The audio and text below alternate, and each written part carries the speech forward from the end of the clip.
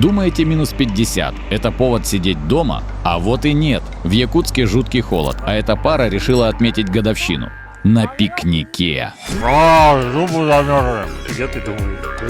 Идиот. Нужно отметить.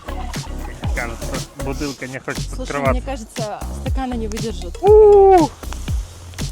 Из кипяточка нужно устроить фейерверк. За наше 15-летие. Раз, два, три. Там человек идет. Ты замерз? Я-то нет. Ты-то да.